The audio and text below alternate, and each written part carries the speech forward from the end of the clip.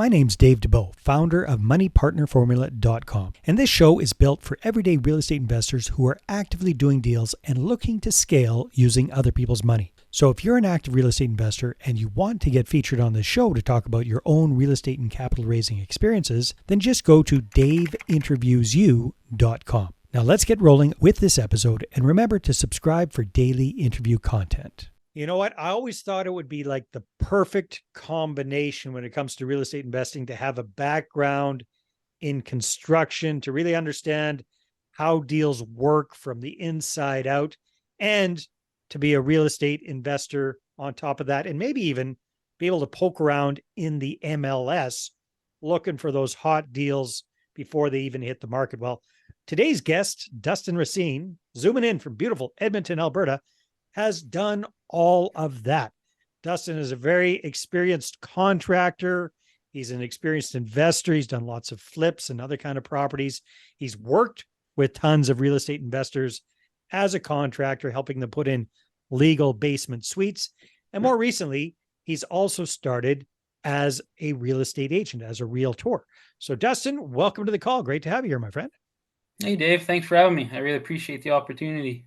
Well, it's going to be a lot of fun. So tell us a little bit about the Dustin Racine story. Oh, and everybody say hi to Bryce. Bryce is my co-host with the most. Mm-hmm. He brings the good looks to the screen for us. And here we go. All right. So Dustin, tell us a little bit about your backstory and, how you got interest in real estate investing. Did you start out as a contractor first or investing first? How did that go? Yeah. So I always wanted to get into real estate. Even when I was 18, I went and met with a broker at an office in Edmonton, thinking about getting into the game at that time. And I got to give the guy credit because he said, it's going to be tough sledding. You're a young guy. People within your sphere of influence typically aren't buying homes at this time. And he told me flat out, like 80% of agents fail in their first year and people probably aren't going to take you serious. So I thought, okay, well, good to know. I'll hold off on that pipe dream and go do something else. So I ended up I became a plumber at first, got my my journeyman ticket. Yeah. And then I opened my own company in 2011. It was called Built with Pride Construction. And I always knew I wanted to get into the building, renovating, contracting. So I kind of left it open. And then it was actually my third general contracting job was for a realtor. And he was doing a legal basement suite. And, so a realtor / investor. Correct. Yeah. Yeah. Mm-hmm. Yeah. So he reached out to me, found me on Google. We met up. I didn't make much on that job, if anything. I bid it way too low, but it was a great learning experience. You learned something. Yeah. Yeah, I learned something. Yeah, absolutely. And I got to talking with him and I said, how did you get into investing? When did you start? He started telling me about BRRRR, which I had never heard at that time, the BRRRR strategy, and told me to read Rich Dad, Poor Dad. So kind of dove into some books and I was like, oh, maybe there's something here. And then I was asking him, how did it go on the reappraisal? And he said, great, I got all my money back. I said, what do you mean? So yeah, he reappraised it 80% LTV. And even with paying me, was still able to pull all his equity out. So I went and picked up. So that reaffirmed that you didn't charge enough. Is that what I'm hearing? That's exact. I should have known when he asked me how much, and I gave him the number, and his eyes went as big as saucers. I thought, oh man, I think I said way too much. I should have waited, got home and ran all the numbers, and then I didn't want to go back on my word. So I'm like, okay, yeah. I guess I'm doing it for what we agreed to verbally. Yeah. But still, it's a good learning experience. And actually, he gave me an accountant's number, and he's still my accountant to this day, and he's a great accountant. Plus, he just sparked your whole interest in real estate investing. So that's huge value right there. Yeah. And you got to see that deal from the inside out. You saw the fruits of your hard labors. Mm-hmm. He benefited more than you did, but you learned a very valuable lesson. So that's not bad. Strangely enough, I ran into him about 3 weeks ago. We're at a creative financing seminar. And I hadn't seen this guy in about 10 years. Nice. Yeah. All right. So you went from there, and then what was your first revenue property deal? Yeah. So my first revenue property is actually a self-build. So short story long, my wife and I, we bought a house in Beverly. I was 21. She was 19. So not the best area, but it was a start. Mm-hmm. We were just young. and it was in '06, right before things went crazy, spring of '06. So we kicked that house loose, made about 80K, kicked it loose in 2010. And at that time when we owned it, we refied and we bought an acreage, just a lot out by Gibbons for those who are familiar with the area. It's about 35 minutes north of Edmonton. Okay. So it's an acreage just north of Gibbons. Sold the house in Beverly, and then we, paid out the mortgage, and then we owned the land outright out by Gibbons. So went and talked to ATB, got a loan, had some cash on the side, and went and built an acreage. I was 25 at the time, so built it was a nice house. Did that. Ended up another lot just down the road went on sale a few years later. We got that one, and it was beautiful. It had we call it a lake view in Alberta. BC, it's probably more of a slough, but here we call it a lake. And we picked that lot up for, I believe it's 55K, and did it all over again. Built another self build.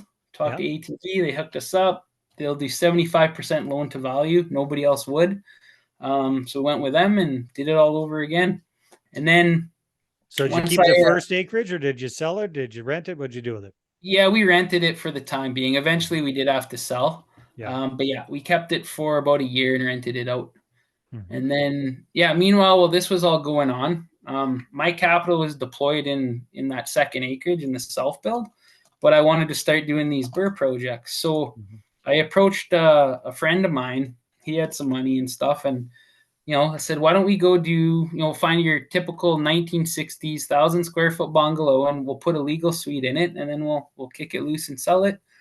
And we met for coffee a couple times, and then eventually he warmed up to the idea, did a little case study, told him what we can buy it for, what we can sell it for. And so we did that. He was the money partner. I was the working partner. Yeah. And we did well, sold it, made some money, and then did another JV in St. Albert. That one was just a regular flip, though. And kicked that loose. First one's like the Edmonton special. Find a 1960s build, throw a basement suite in it, sell it. I love Edmonton. It's great like that. Well, I'd love it even more if he kept it. Right? Exactly. That's the thing. We always I tell you ourselves, what, right? if you had kept that sucker, 15, 20 years, it'd be all paid off. And anyhow, that's exactly the guy's perspective. But go ahead. No, I agree with you. I wanted to keep it too, but he had his capital in it. I had my time in it, so he wanted to get his capital out. But I'm with you. I think we would have been better off keeping it long term, without a doubt. Yeah. Okay. So we were talking a little bit off camera before we pressed go here, Dustin, that real estate's been an interesting journey for you, like everyone. And one of your pet peeves is a lot of times people come on shows and just talk about the upside, the good stuff, and they don't share some of the quote unquote, air quotes, learning experiences that they've had. So tell us a few of the big lessons that you've learned from over the years. Sure. Yeah. So I've learned one thing is you have to stick to what works for you. Have your punch list. Yeah. So like what I typically do is unless you're doing infill, that's another story. But as far as flipping goes, I don't like corner lots. I don't like single garages. Don't like busy roads. I know it's easy to say those things, but sometimes when there's a deal staring you in the face, you tend to kind of push the envelope and try to make the numbers work. Yeah. And you gotta think about it from a buyer's perspective. Your end buyer, what are the negatives? Is the yard too small? Is there a bus route? Everybody needs a double garage. So now I've gotten to the point now. It's like, question about the corner lot. Why do you not like corner lots? It's an on-site warning sign, right? But the question, I guess, was, I'm sure everyone at home is like, okay, you're talking about the downsides. You made a list for us. Which one did you step in? Yeah. Which one did you step in? A couple. Yeah. Well, tell me about the corner lot thing. I'm curious about that. What's the You bet. So I had a flip here a couple of years ago in Fulton Place.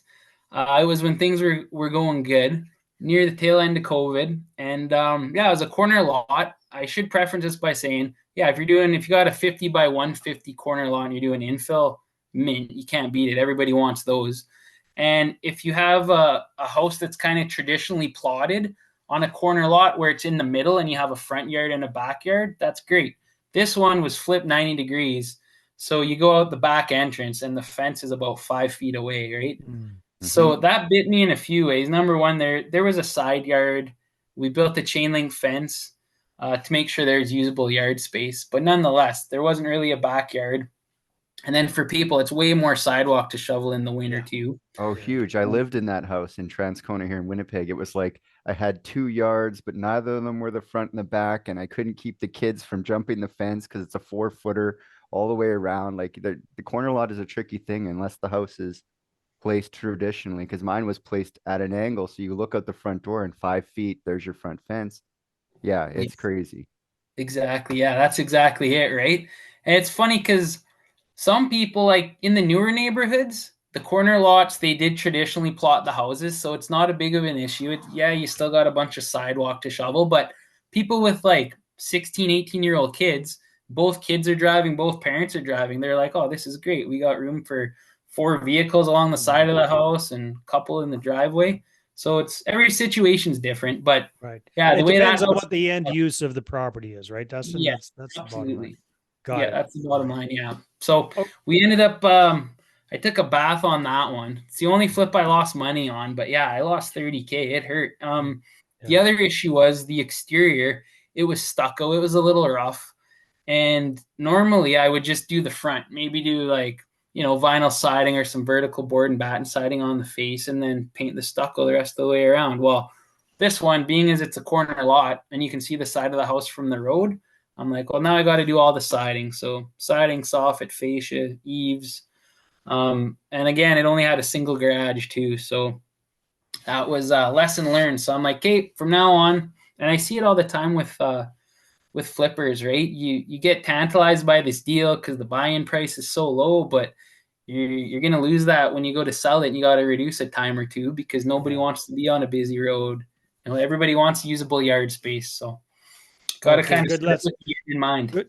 Good lessons there. I think you said you had a lesson about joint venture partners as well. Yeah, yeah. So I did a JV with my electrician at the time, and he had been asking me for I don't know at least a year. Let's do a JV. Let's do a JV. So finally, I said, okay, let's do it. Um, didn't get a JV contract, which is rule number one, right? Everyone listening is probably like, well, yeah. But I trusted this guy. He trusted me. And I said to him flat out, my only fear is that we're going to get in this house and I'm going to end up doing all the work. I'm going to run the job, call the trades, hire everybody, bring the material to site, right? And you're just going to do the electrical. Oh, no, no, I'll be there. I'll be there on weekends. I'll help you. Whenever you need me, you let me know. Said, okay, sounds good. And he's a single guy, no kids. He's got time. I said, okay, let's do it. And man, that guy was like a ghost. I don't know what happened. I'm gonna call RCMP, put a missing person report. But like, where is this guy? And Did he even get the like electrical done? he did, but he didn't do it. His employees did because Uh, we were going 50-50 on all the costs. So he's probably thinking, why am I going to be there? Oh, I can be so he wearing. so he was padding the bill with his own employees to Yeah. get paid for do. Now, did he come up with some of the cash to buy the place at least?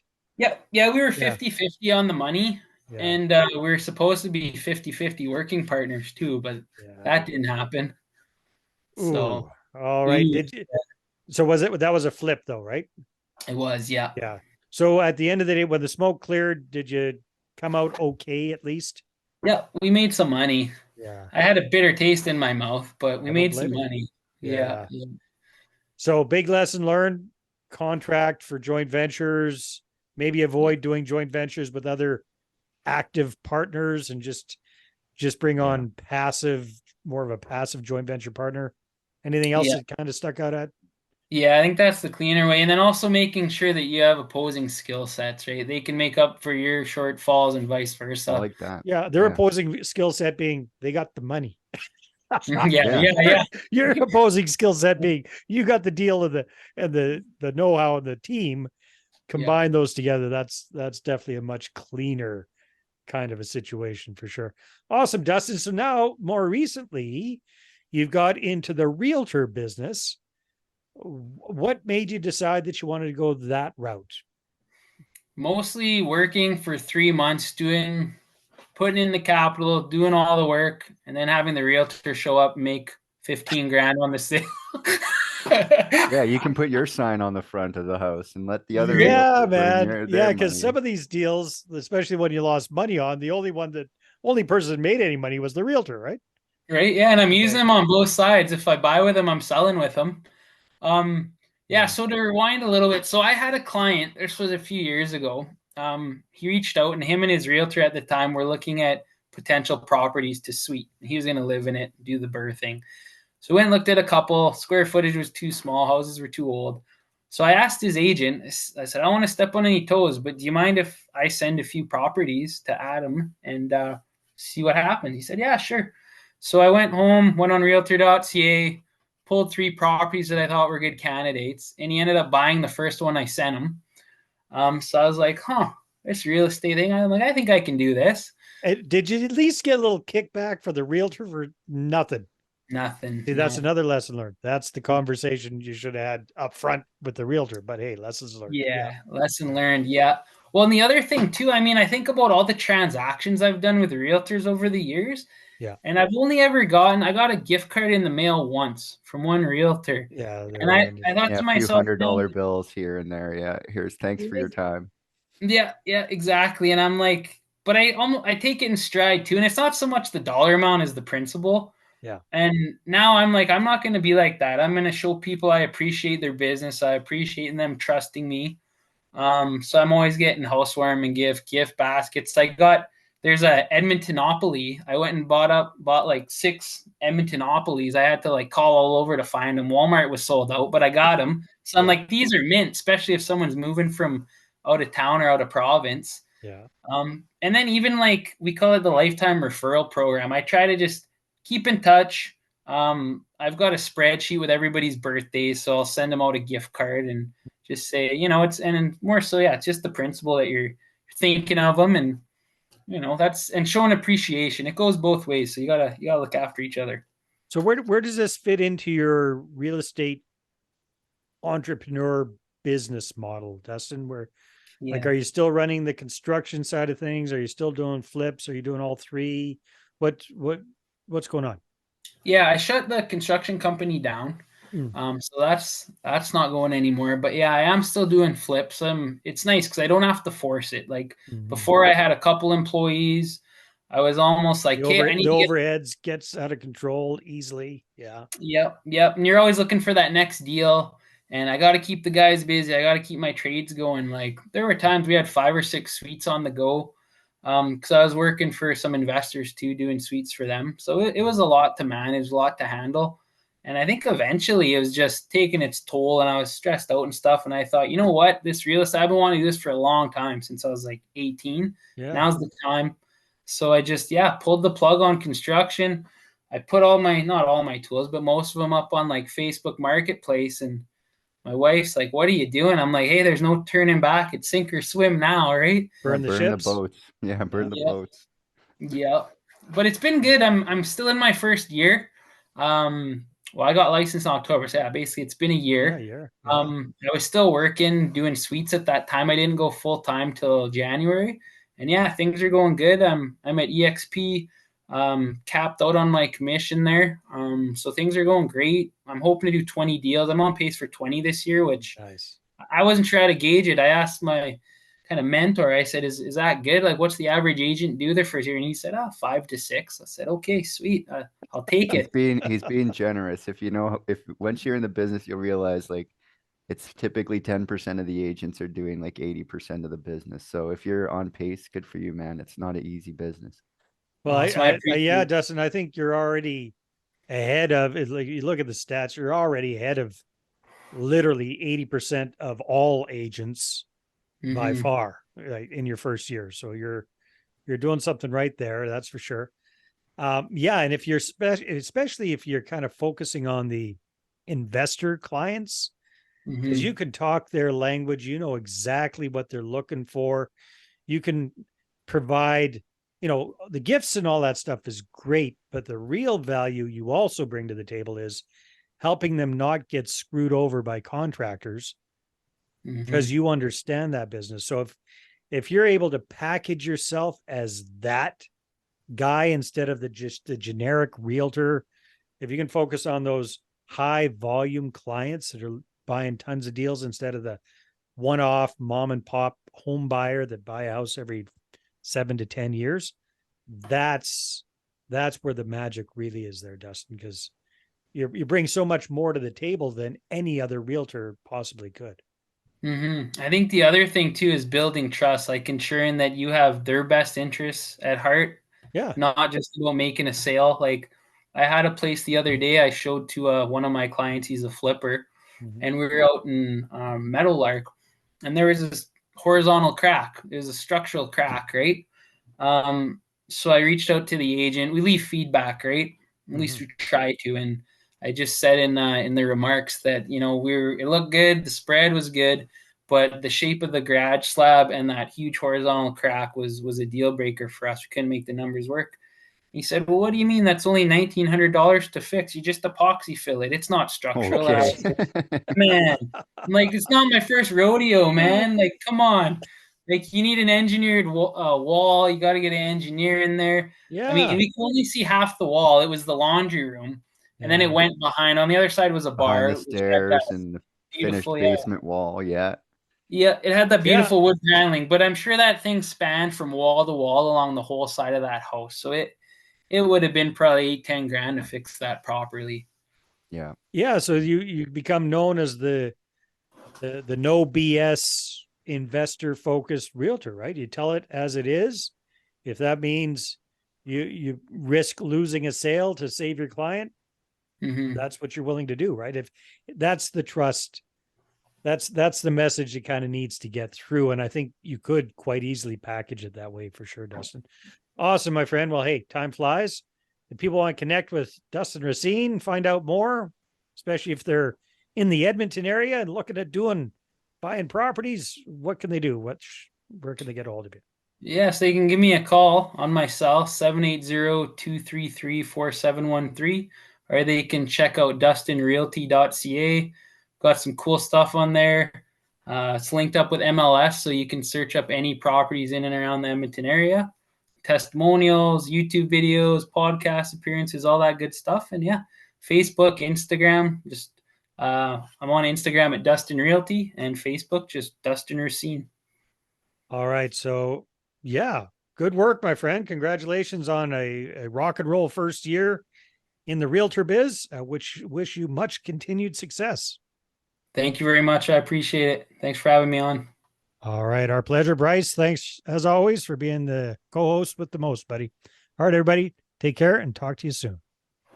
Hey there, I really hope you enjoyed that episode. And as always, if you want to listen to more daily interview content, make sure you subscribe. And if you're an active real estate investor and you're doing deals and you'd like to get featured on this show, then just head over to daveinterviewyou.com. Now at moneypartnerformula.com, we help real estate investors to create a process for predictably getting capital so they can do more deals without relying on hard money lenders or the banks.